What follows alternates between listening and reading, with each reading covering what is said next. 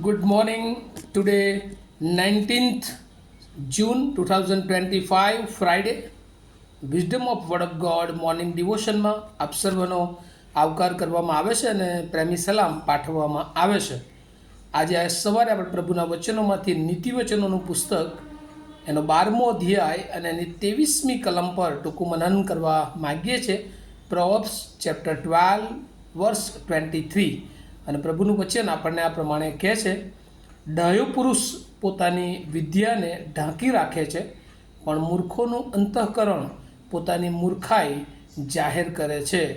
NIV Bible પ્રમાણે, a prudent man keeps his knowledge to himself, but the heart of fools blurts out folly. અને આ પ્રભુનું વચન છે ને આજના જો વચનને આપણે એક મુદ્રાલેખ અથવા એક થીમમાં કહેવું હોય તો સ્પીચ ડિસ્ક્રેશન એટલે કે વાણી વિવેક.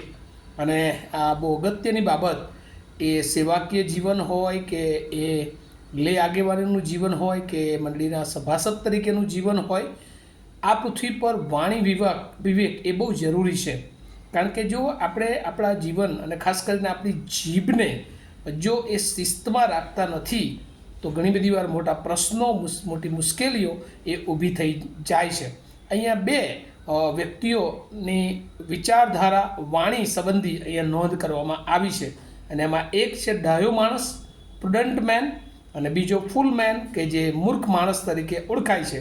હવે બંનેની પાસે એ જુદી જુદી રીતે જ્ઞાન હોય છે. જે ડાયો માણસ છે, જે વિઝડમ ની જે જ્ઞાન છે, એ દેવનું જ્ઞાન એની પાસે હોય છે.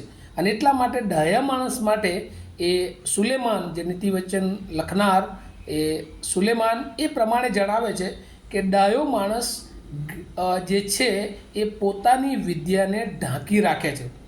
ઢાંકી રાખવું એનો મતલબ એવું નહીં કે એ છુપાઈ રાખે છે, પરંતુ એનો મતલબ એ થાય છે કે જ્યારે ડાયો માણસ છે એની પાસે જે કંઈ જ્ઞાન હોય છે, ટેલેન્ટ્સ હોય છે, એનામાં જે બધી બાબતો હોય છે, એ જ્યારે એને જરૂર પડે છે ત્યારે જ એનો ઉપયોગ કરે છે. ગમે ત્યારે ગમે ત્યાં તે એ બાબતોને પોતાના નામથી એ રજૂ કરતો નથી, પરંતુ જે બાબતની, જે જ્ઞાનની જ્યાં જરૂર પડે છે ત્યાં એનો એ ઉપયોગ કરે છે. અને આ કેટલી અગત્યની બાબત એ નીતિવચન માંથી સુલેમાન અને દેવ આપણને પણ જણાવે છે. ઘણી બધી વાર આપણે આપણા જ્ઞાન, આપણી પાસે જે કંઈ છે એ વગર વિચારે ગમે ત્યાં આપણે બોલી દઈએ છીએ. અને યાકૂબના પત્રમાં પણ લખ્યું છે કે જીભ એ તો અગ્નિ સમાન છે. જો આપણે એને કંટ્રોલમાં ના રાખીએ તો એ ગમે ત્યારે ગમે તે બાબતો ન બોલવાનું પણ આપણને બોલવા માટે કૃપા આપી દે છે. અને પછી એ આપણા જીવનો દ્વારા પ્રશ્નો ઊભા થઈ જાય છે. અને એટલા માટે જરૂરી હોય એટલું જ બોલવું. અને આપણી પાસે ગમે એટલું જ્ઞાન હોય, ગમે એટલા તાલંતો હોય, પણ જેનો જ્યાં ઉપયોગ છે ત્યાં જ એનો ઉપયોગ કરીએ.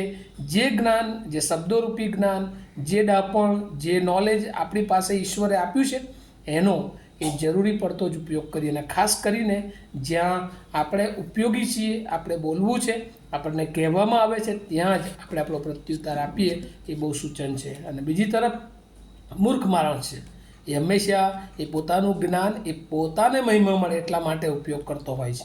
અને એટલા માટે ગમે ત્યારે એ જ્ઞાન એ વગર વિચાર્યું લોકોની આગળ પ્રદર્શિત કરતો હોય છે. કારણ કે એ પોતાને માન, મહિમા અને ગૌરવ મળે એટલા માટે એ જ્ઞાનનો ઉપયોગ કરતો હોય છે. અને એટલે આપણે ઘણી બધી વાર જોઈએ છે કે મૂર્ખો એ ફસાઈ જાય છે. ગુજરાતીમાં એક કહેવત છે, અધૂરો ઘડો છલકાય ઘણો. અને જેની પાસે પૂરતું જ્ઞાન નથી, એ જ્ઞાનની પૂરી સમજ નથી, એ જ્ઞાનનો વિવેક નથી, એ હંમેશા પોતાનું જ્ઞાન ગમે તે જગ્યાએ પ્રદર્શિત કરે છે. પ્રભુએ આપણને જ્ઞાન એટલા માટે આપ્યું છે, તાલંતો એટલા માટે આપ્યું છે કે આપણે બીજાઓને ઉપયોગી થઈએ. અને આ ડાયો માણસ કે જે હંમેશા પોતાની પાસે જે કંઈ છે એ બીજાને કેવી રીતે એ ઉપયોગી બનાવી શકે એ બાબત વિચારે છે. ત્યારે મૂર્ખ માણસ એ પોતાની પાસે જે છે એનાથી લોકો પર કેવી રીતે હાવી થઈ શકે, લોકોને કેવી રીતે નુકસાન પહોંચાડી શકે, એ દિશામાં તે આગળ વધતો હોય છે. આજે સવારે પ્રભુ આપણા જીવનોને અને આપણા હૃદયોને અને આપણા જ્ઞાન તરફ દૃષ્ટિપાત કરવાનું જણાવે છે. શું આપણું જ્ઞાન, આપણી પાસે જે કંઈ છે આપણે ગમે તેમ આપણા મહિમાને માટે વાપરીએ છીએ, કે પછી ઈશ્વરના ઈરાદાઓ પૂરા કરવાને માટે ઈશ્વર તરફથી જે જ્ઞાન મળ્યું છે એ લોકોને પ્રભુ તરફ લાવવાને માટે, લોકોને સાચું શિક્ષણ આપવાને માટે, લોકોને યોગ્ય રસ્તા તરફ લાવવાને માટે આપણે એનો ઉપયોગ કરીએ છીએ. જો આપણે આપણા વિચારોમાં કોઈક રીતે આપણે એ જ્ઞાનનો દુરુપયોગ કર્યો છે, તો આજે સવારે ફરી એક નિર્ણય સાથે પ્રભુને કહીએ કે પ્રભુ આજ પછી હવે મારી જીભ એ મારા કંટ્રોલમાં રાખીશ અને મારી પાસે જે કંઈ છે, જે જરૂર પડશે ત્યાં જ એનો ઉપયોગ કરીશ. અને જો એવું કરીએ છીએ તો પ્રભુ ચોક્કસ એનો બહુ જ મોટો એ આશીર્વાદ આપશે અને આપણે સર્વને પ્રભુ એનો આશીર્વાદ આપે, એ જ મારી પ્રાર્થના ઈસુ પ્રભુના નામમાં માંગીએ છીએ. આવો આપણે પ્રાર્થના કરીએ. મારા જીવંત અને દયાળુ ઈશ્વર, અમે તમારો બહુ આભાર માનીએ છીએ. તમારી કૃપા, તમારું બળ, તમે અમને જે ઉત્તમ જ્ઞાન આપ્યું છે પ્રભુ, તમે અમને જે તાલંતો આપ્યા છે પ્રભુ, અમારી પાસે જે આવડતો સ્કિલ તમે મૂક્યા છે, પણ ઘણી બધી વાર પ્રભુ એનો અમે દુરુપયોગ કરીએ છીએ.